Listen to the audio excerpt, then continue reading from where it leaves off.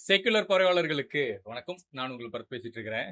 சட்டமன்றம் ரொம்ப பரபரப்பா நடக்கும் அப்படின்னு நம்ம எதிர்பார்த்தா, அப்படிலாம் நடக்காம, ஆளுங்கட்சியா இருக்கக்கூடிய இந்த அறிவு கெட்ட இந்த தற்குறிகள்லாம் ஒண்ணு சேர்ந்து உட்கார்ந்துகிட்டு, கேணத்தனமா, பைத்தியக்காரத்தனமா, முட்டாள்தனமா, வாய்க்கு வந்ததெல்லாம் பேசிட்டு இருக்கிறாங்க. அதுவும் குறிப்பா நம்ம நிதி அமைச்சர் மரிய வில்சன். அவர் சொல்றாரு, "நான் வந்து ஒரு பிறப்பால் ஒரு கிறிஸ்தவர். இருந்துட்டு போ. யாரு கேட்டா? என்னுடைய மதம் வந்து அன்பையும், அரவணைப்பையும், இந்த மாரி சில விஷயங்களையும் எங்களுக்கு வந்து சொல்லிக் குடுத்திருக்கு." சரி இருக்கட்டும். நல்ல விஷயம். இருந்துக்க. இப்ப அதுக்கு என்ன? நீங்க என்ன என்னைய வந்து கலாய்ச்சிட்டு இருக்கிறீங்க? அவ்வளவுதான் உங்களுக்கு. அப்படின்னு மைக்க தூக்கி போட்டு போயிட்டு இருக்காரு. உங்களுடைய மதம் உங்களுக்கு முக்கியம் அப்படின்னா, அத தூக்கி உங்க வீட்ல வச்சுக்கோங்க. சரியா? நீங்க மத போதகர் கிடையாது. சட்டமன்ற உறுப்பினர், அதுவும் நிதித்துறை அமைச்சர். உங்களுக்கு பொறுப்புன்னு ஒரு விஷயம் இருக்கு. நீங்க ஒண்ணும் கிறிஸ்தவ மதம் சார்ந்த நபர்களுக்கு நீங்க வந்து அமைச்சர் கிடையாது. ஒட்டுமொத்த தமிழ்நாட்டு மக்களுக்கும் நீங்க தான் அமைச்சர். அப்ப நீங்க என்ன பண்ணணும், கொஞ்சமாவது பொறுப்புணர்வோட நீங்க செயல்படணும். அந்த மாரி எதுவுமே இல்லாம, உட்கார்ந்துகிட்டு ஏனோ தானோன்னு திமுகவ மிரட்டிக்கிட்டு இருக்கிறீங்க. அதுவும் திமுக தரப்புல ஏதாவது வாதங்கள் முன்வைப்பாங்கன்னு பார்த்தோம்னா, ஏவாவேலு சொல்றாரு, "அது ஒண்ணும் இல்ல. நம்ம பையன் தான். எனக்கு ரொம்ப நாளா அவர தெரியும்ன்னு." உங்களுக்கு தெரியட்டும் சார். அதுக்கு என்ன சார் பண்ண சொல்றீங்க எங்கள? சட்டமன்றத்துல உட்கார்ந்துகிட்டு அவரு ஏனோ தானோன்னு பேசுவாரு. இதெல்லாம் நான் கேட்டுட்டு இருக்கணுமா? இதுல தலைவருக்கு கோவம் வருது. என்னன்னு? என்னுடைய மொழிய நீங்க கலாய்க்கிறீங்க. நாங்கலாம் கலாய்க்கல. நீங்க என்ன பண்ணுங்க, வீட்ல போய் உட்கார்ந்துகிட்டு, நீங்க பட்ஜெட் வாசிச்சீங்கல்ல, அந்த வாசிப்ப மறுபடியும் ஒரு முறை எடுத்து பாருங்க. அந்த பதிவ மறுபடியும் எடுத்து பாருங்க. அந்த பதிவுல உங்களுக்கு என்ன புரிஞ்சது அப்படிங்கிறத, மறுநாள் வந்து எங்களுக்கு கொஞ்சம் தெளிவுபடுத்துங்க. ஒண்ணு தமிழ்ல பேசணும். இல்லன்னா ஆங்கிலம்னா ஆங்கிலத்துல பேசிட்டு போயிறணும். 2மே இல்லாம 41 100 அப்டின்னா எனக்கு புரியல. இல்ல 41 100 அப்டின்னா எனக்கு புரியல. இப்படிதான் நீங்க பட்ஜெட் வாசிச்சுக்கிட்டு இருக்கிறீங்க. தமிழ் எண்கள் உங்களுக்கு வாயில வரமாட்டேங்குது. தமிழ் உங்களுக்கு வரமாட்டேங்குது. போட்டு தேவையா நீ? அப்டின்ற மாதிரி போட்டு, போட்டு கொன்னு எடுக்குறீங்க. இந்த லட்சணத்துல உங்கள எல்லாரும் கலாய்க்காம என்ன பண்ணுவாய்ங்க? கலாய்க்காம என்ன பண்ணுவாங்க? அ 2வது சட்டமன்றத்துல உட்கார்ந்துட்டு உங்க மதம் வந்து உங்களுக்கு அன்பையும், அரவணைப்பையும், பொறுமையும் உங்களுக்கு போதிக்குதுன்னா, அப்ப மத்த மதம்லாம் என்ன பண்ணிட்டு இருக்கு? எனக்கு புரியல. சட்டமன்றமா? இல்ல உங்க வீடா? இல்ல உங்க ஜெப கூட்டமா? என்ன நெனச்சு பண்ணிக்கிட்டு இருக்கிறீங்க? அங்கிட்டு சபாநாயகர் அப்படிதான் பண்ணிட்டு இருக்காரு. சட்டமன்றம் ஆரம்பிக்கும்போது பைபிள் வசனத்த தூக்கி சொல்றாரு. அதுக்கப்புறம் உட்கார்ந்துகிட்டு நீங்க முறுக்கு பத்தி பேசிட்டீங்க. அதனால மணப்பாறைய பத்தி நான் ஒரு பாட்டு பாடுறேன். அப்படின்னு அவரு ஒரு மணப்பாறை பாட்டு பாடிட்டு இருக்காரு. மணப்பாற முறுக்கு கட்டி, மாயவரம் ஏறு பூட்டி, உழவு ஒண்ணு உட்கார்ந்து என்னையா பண்ணிட்டு இருக்கிறீங்க? இதெல்லாம் தேவையா? எவனாவது கேட்டானா சட்டமன்றம் எதுக்கு? எதுக்கு நீங்க ஆரம்பிக்கிறீங்க? அங்க ஆக்கப்பூர்வமான விஷயம் இருக்குன்னு பார்த்தோம்னா, சம்பந்தமே இல்லாம, யாராவது ஒருத்தவங்க ஒழுங்கா தமிழ்ல பேசுறீங்களா? நீர்வளத்துறை அமைச்சர் எந்திரிச்சு உட்கார்ந்துட்டு 84ன்றாரு. இதெல்லாம் பார்த்து அவன் அவன் கலாய்க்காம வேற என்ன பண்ணுவான்? உங்களுக்கு தமிழ் வரலங்கிறது எனக்கு பிரச்சனை இல்ல. ஆனா, நீங்க பேசுறீங்கல்ல, அந்த அந்த கருமம் எங்களுக்கு புரியவே இல்ல. அதான் எங்களுக்கு பிரச்சனை. வரலன்னா வரலன்னு சொல்லிட்டு ஒண்ணு ஆங்கிலத்திலேயே போயிறணும். இங்கிலீஷ்லயே நீங்க பேசிட்டு போயிறணும். இல்லன்னா கொஞ்சமாவது அந்த தமிழ்ல முன்னாடியே உட்கார்ந்து அந்த பேப்பர்லாம் உட்கார்ந்து என்ன இருக்குன்னு பார்த்து வாசிச்சு வந்து நீங்க அதுக்கப்புறம் பேசலாம். அதெல்லாம் ஒரு மண்ணும் இல்ல. நிதித்துறைன்னு தான் நீங்க பேரு. உங்களுக்கு ஒரு பொறுப்பு குடுத்துருக்காங்க. இப்ப வரைக்கும் நான் ஏன் பட்ஜெட் பத்தி நான் பேசாம இருக்கேன்னா, நான் பட்ஜெட் நிபுணர் கிடையாது. ஓகேவா? 2வது எனக்கு நீங்க பேசுனதே புரியல. அந்த அளவுக்கு தான் உங்களோட பேச்சுக்கள் இருக்கு. இப்ப திரும்ப வந்து முட்டு குடுக்குறாரு. பட்ஜெட் எடுத்துட்டு வரும்போது மரிய வில்சன் கையில ஜெபமாலைய வச்சுட்டு வராரு. இது தப்புன்னு எல்லாரும் கண்டிக்கிறாங்க. இது தப்பு. சரியா? சட்டமன்றம்ங்கிறது அனைத்து மதத்தினருக்கும், அனைத்து சாதி சம்பந்தப்பட்ட நபர்களுக்கும், அது வந்து அனைத்து தமிழக மக்களுக்கும் சமமான ஒரு இடம். ஓகேவா? அந்த இடத்துல நீங்க ஒரு மத அடையாளத்த தூக்கிட்டு வரீங்கன்னா, இங்க கேள்விகள் எழுப்பப்படும். இதுக்கு முட்டு குடுத்துட்டு, திருமாவளவன் அவர்கள் வந்து சொல்றாரு, அது அவருடைய மத நம்பிக்கைன்னு.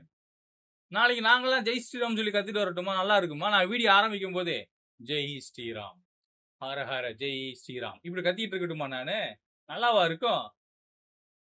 யாருக்காக உட்கார்ந்து நாங்க பேசிட்டு இருக்கிறோம்? மக்களுக்காக பேசிட்டு இருக்கிறோம். இத்தனைக்கும் எங்களுக்கு எந்த பொறுப்பும் இல்ல. எந்த விதமான லாபமும் எங்களுக்கு இல்ல. ஆனா, உங்களுக்கு ஒரு கடமை இருக்கு. உங்களுக்கு ஒரு பொறுப்பு இருக்கு. அந்த பொறுப்ப உணராம, நீங்க ஒரு நிதித்துறை அமைச்சர் அப்படின்ற ஒரு அடிப்படை அறிவு இல்லாம, சிந்தனை இல்லாம நீங்க செயல்படுறீங்கன்னா, இது தப்பா? தப்பு இல்லையா? நான் கோவப்படல. நெறைய பேர் சொல்றீங்க, "நீங்க கோவப்படுறீங்க தம்பி. உங்க வயசுக்கு மீறி பேசுறீங்கன்னு." எனக்கு ஓட்டு போடக்கூடிய உரிமை இருக்கு. நான் ஓட்டு போட்டிருக்கிறேன். அப்போ இங்க நான் அரசியல் பேசலாம். அந்த அரசியல என்னுடைய மொழி நடையில நான் பேசுறேன். நான் யாரையும் வாயா வக்கான்னு பேசல. டாடி, மம்மின்னு பேசல. வேற எந்த கெட்ட வார்த்தை போட்டு நான் பேசல. என்னுடைய நடைமொழியில நான் பேசுறேன். மக்களுடைய புரிதலுக்கு சில விஷயத்த ஈஸியா கொண்டு போணும்னா, நான் இப்படிதான் முடியும். அதுல அடிஷனலா எனக்கு எமோஷன் ஆவுறேன். எனக்கு எமோஷன் இருக்கு. எனக்கு பிரச்சனை. எனக்கு அது பெரிய பிரச்சனையா தெரியல. ஏன்னா நான் பிரச்சனைய பார்த்து தான் எமோஷன் ஆவுறேன். அப்ப இங்க உட்கார்ந்து எனக்கு அட்வைஸ் பண்றத விட்டுட்டு, மரிய வில்சன் மாதிரியான ரவுடிகளுக்கு போய் தயவு செஞ்சு அட்வைஸ் பண்ணுங்க. அவங்க மார்க்கம் வந்து உங்களுக்கு என்ன வேணாலும் சொல்லிக் குடுக்கட்டும். நீங்க யாரா வேணாலும் இருந்து தொலைங்க. அத பத்தி எங்களுக்கு பிரச்சனை இல்ல. ஆனா சட்டமன்றம்னு வந்துட்டா, இன்னைக்கு தமிழக அரசுன்னு வந்துட்டா, நீங்க அதுல மிக முக்கியமான பொறுப்புல இருக்கக்கூடிய ஒரு நபர். அந்த பொறுப்ப உணர்ந்து நீங்க செயல்படணும். இந்த பக்கம் பார்த்தா விஜய் அவர்கள், காவிரி பிரச்சனைய பத்தி பேச காணோம். நீட் எதிர்ப்ப பத்தி பேச காணோம். இப்ப உட்கார்ந்துகிட்டு நாங்க டீலிமிட்டேஷனுக்கு நாங்க அனைத்து எம்பிக்கள் கூட்டுறோம்னு சொல்லி நீங்க உட்கார்ந்துட்டு ஒரு நாடகம் நடத்துறீங்க. நான் என்ன கேட்கிறேன், டீலிமிட்டேஷன் பத்தி விஜய் ஒரு 5 நிமிஷம் எத பத்தியும் பார்க்காம, அவருடைய நாலேட்ஜ்க்கு பேசுவாரா? பேச தெரியுமா? தெரியாது.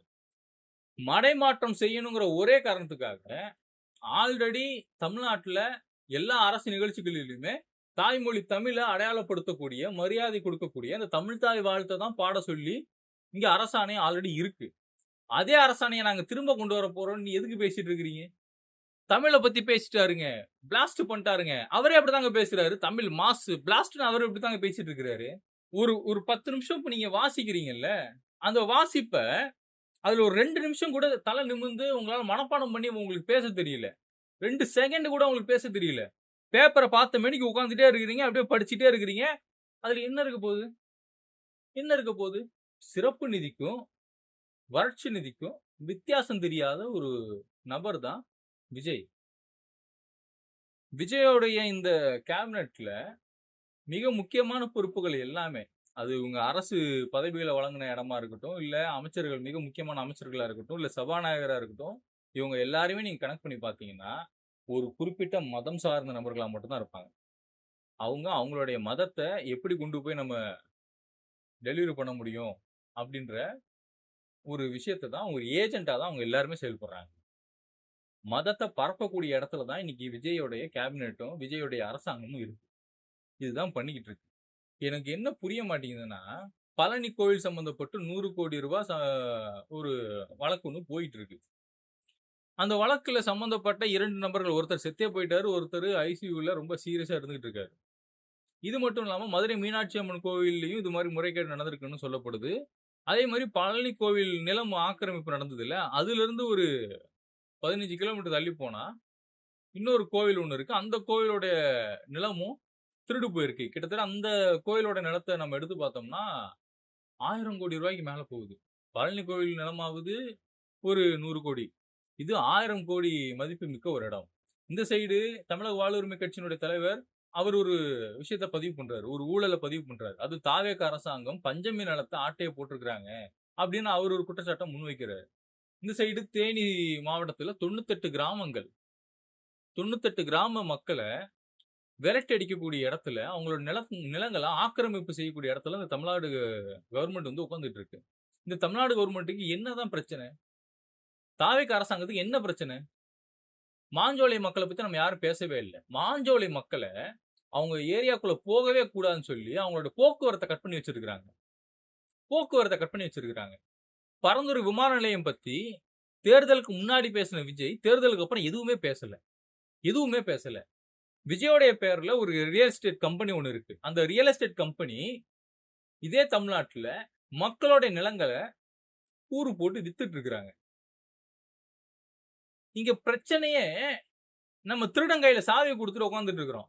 அவன் கொஞ்சம் கொஞ்சமா எல்லாத்தையும் திருடிக்கிட்டு இருக்கிறான். இந்த ஒரு படத்துல கவுண்டமணி வந்து இளநீ கடை போட்டாருன்னா, அத வந்து இங்க செந்தில் என்ன பண்ணுவாரு, அத அப்படியே உரி உரி வடிவேலுகிட்ட குடுத்து, இந்தா நீ இத பண்ணிக்க, நீ இத பண்ணிக்கம்பாங்கல்ல. அந்த வேலைய தான் இன்னைக்கு பண்ணிட்டு இருக்கிறாங்க. அந்த வேலைய தான் இன்னைக்கு தமிழ்நாடு கவர்ன்மெண்ட் பண்ணிட்டு இருக்கிறாங்க. திமுக ஓரளவுக்கு ஃபிக்ஸ் பண்ணி வச்சுட்டு போன ஒரு சில நல்ல விஷயத்தையும் சீரழிச்சிட்டு இருக்கிறாங்க. குறிப்பா மின்வெட்டு. இப்ப வரைக்கும் தமிழ்நாடுல பல்வேறு இடங்கள்ல மின்வெட்டு அப்படின்ற ஒரு சம்பவம் நடந்துகிட்டே இருக்கு. உங்களுக்கு நிர்வாகம்னா என்ன கருமம்னே உங்களுக்கு புரியல. இத எதிர்த்து யாரும் கேள்வி கேட்கக்கூடாது அப்படின்ற ஒரு மைண்ட் செட்ல நீங்கலாம் உட்கார்ந்துட்டு இருக்கிறீங்க. இதுல அந்த தாவேக்கா தற்கூரிங்கலாம் சம்மந்தமே இல்லாம அவங்க சங்கீதா வந்து அந்த டிவோர்ஸ் வந்து வாபஸ் வாங்கிட்டாங்க. இப்ப திமுக காரங்க என்னடா பண்ண போறீங்கன்னு கேட்கறாங்க.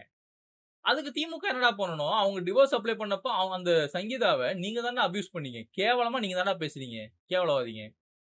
விஜயும், த்ரிஷாவும் வெளில போயிட்டு வராங்கன்ற உடனே த்ரிஷாவுடைய கமெண்ட்ஸ்ல போயிட்டு அசிங்கமா த்ரிஷாவ பேசுனதெல்லாம் நீங்க தான்டா. இப்போ உட்கார்ந்துட்டு அப்பாடா! அன்னைக்கு சங்கீதா டிவோர்ஸ் அப்ளை பண்ணதுக்கு திமுக காரணம்னானுங்க. இன்னைக்கு சங்கீதா டிவோர்ஸ வாபஸ் வாங்குனதுக்கு அப்புறம் இப்ப திமுக என்ன பண்ண போகுது கேட்கறானுங்க. எனக்கு என்ன புரியலன்னா எல்லாத்துக்கும் திமுக காரணமாடா? உன் குடும்ப பிரச்சனைக்கெல்லாம் திமுக காரணமா? தமிழ்நாடு மக்களுடைய வாழ்க்கை, இங்க வாழ்வாதாரம் அழிக்கப்பட்டுட்டு இருக்கு. சீரழிஞ்சுகிட்டு இருக்கு. 98 கிராம மக்கள் உட்கார்ந்து போராட்டம் பண்ணிட்டு இருக்காங்கப்பா. சாதாரண நம்பர் இல்ல. திமுக ஆட்சியில கூட இத்தன கிராம மக்கள் உட்கார்ந்து போராட்டம் பண்ணி நான் பார்க்கல. 98 கிராம மக்கள்.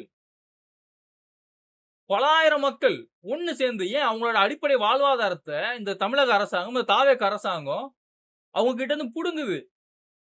இது மட்டும் இல்லாம பல்வேறு இடங்கள்ல நில ஆக்கிரமிப்பு பண்ணியிருக்காங்கன்னு சொல்லி, காலங்காலமா இருக்கக்கூடிய மக்கள அவங்களோட பூர்வீக இடத்த இந்த தமிழ்நாடு கவர்மெண்ட் இடிச்சு தரைமட்டம் ஆயிட்டு இருக்காங்க. இத்தனைக்கும் அவங்க ஒரு 40, 50 வருஷம் அந்த நிலத்துல இருந்திருக்காங்க.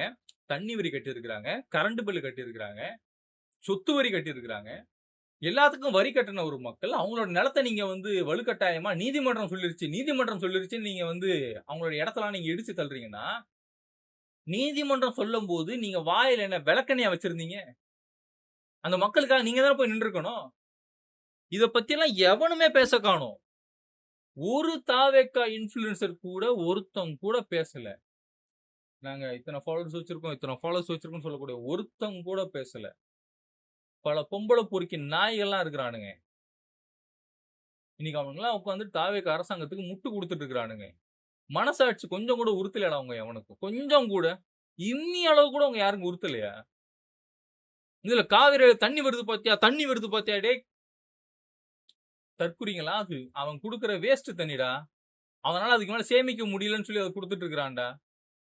2 மாசத்துக்கு முன்னாடி வர வேண்டிய காவிரி தண்ணி இப்ப தான்டா வர ஆரம்பிச்சிருக்கு. அதுவும் நம்ம கேட்ட தண்ணி கிடையாது. நம்மளுடைய உரிமைக்கான தண்ணி இல்ல அது. அது உபரி தண்ணி. ஒரு பேசிக் நாலேட்ஜ் கூட இல்லாம நீங்க உட்கார்ந்துகிட்டு எல்லாத்துக்கும் முட்டு குடுத்துட்டு இருக்க முடியுமா? நான் இப்ப சொல்றேன். மரிய வில்சன கலாய்க்க தான் செய்வோம். கலாய்க்க தான் செய்வோம். நாங்க ஒண்ணும் சும்மா கலாய்க்கல. நீங்க அந்த லட்சணத்துல பேசுறீங்க. ஒரு ஃப்ளோல பேசிட்டு இருக்கும்போது ஒரு இடத்துல 2 இடத்துல திக்கலாங்க. அது வேற. நீ பேசுற கருமமே எங்களுக்கு புரியலையே. அதான பிரச்சனை. நீ என்ன பேசுன? என்ன பட்ஜெட் அறிவிச்ச? என்ன கருமத்த பேசி தொலையிற? ஒண்ணுமே புரியல. நீ அங்க உட்கார்ந்துட்டு மத போதகம் பண்ணிட்டு இருக்கிற. மத பிரச்சாரம் பண்ணிட்டு இருக்கிற. என்ன நினைச்சிட்டு இருக்கிற? நீ அமைச்சர் தானா? இல்ல ரவுடியா? இல்ல மத போதகரா? யாரு நீ? அன்பையும், அரவணைப்பையும் உங்க மதம் உங்களுக்கு சொல்லிக் குடுக்குதா? அப்ப மத்த மதம்லாம் என்ன பண்ணிட்டு இருக்கு? தீவிரவாதத்த தூண்டி விட்டுட்டு இருக்குதா? இல்ல எனக்கு புரியல. நான் இதுவரைக்கும் இந்த சேனல்ல மத அரசியல் பத்தியோ, மொழி அரசியல் பத்தியோ நான் பெருசா பேசினது இல்ல. ஏன்னா, எனக்கு அதெல்லாம் நம்பிக்கை இல்ல. அதாவது ஆதரவா சொல்றேன். எதிர்த்து பேசியிருக்கேன். ஆனா ஆதரவா பேசினது கிடையாது. ஏன்னா, எனக்கு அதுல உடன்பாடு கிடையாது. ஆனா, இன்னைக்கு தாவேக அரசாங்கம் செய்யக்கூடிய சில விஷயங்கள நம்ம உற்று கவனிச்சோம்னா, இங்க மதம் சார்ந்து சில விஷயங்கள் நடக்குது. அதுவும் குறிப்பா ஒரு குறிப்பிட்ட மதம் சார்ந்து அவங்க செயல்படுறாங்க அப்படின்ற மாதிரி எனக்கு ஃபீல் ஆகுது. அந்த ஃபீல உருவாக்குறதே நீங்க தான். சட்டமன்றத்துல உட்கார்ந்துட்டு பைபிள் வாசிக்கிறீங்க. பகவத்கீதைய வாசிச்சா உங்களுக்கு ஓகேவா? குரான் வாசிச்சா உங்களுக்கு ஓகேவா? ஒண்ணும் சொல்றதுக்கு இல்ல. மக்கள் புரிஞ்சுக்கோங்க. அநியாயம் பண்ணிட்டு இருக்கிறானுங்க. அழிச்சாட்டியம் பண்ணிட்டு இருக்கிறானுங்க. அயோக்கியத்தனம் பண்ணிட்டு இருக்கிறானுங்க. இது ரொம்ப தப்பா போயிட்டு இருக்கு. இது மிகப்பெரிய ஒரு பின்னடைவ தமிழ்நாட்டுக்கு ஏற்படுத்தும் அப்படிங்கிறதுல எந்த மாற்று கருத்தும் இல்ல. எந்த மாற்று கருத்தும் இல்ல. என்னோட இணைந்திருக்கும் அனைத்து உறவுகளுக்கும்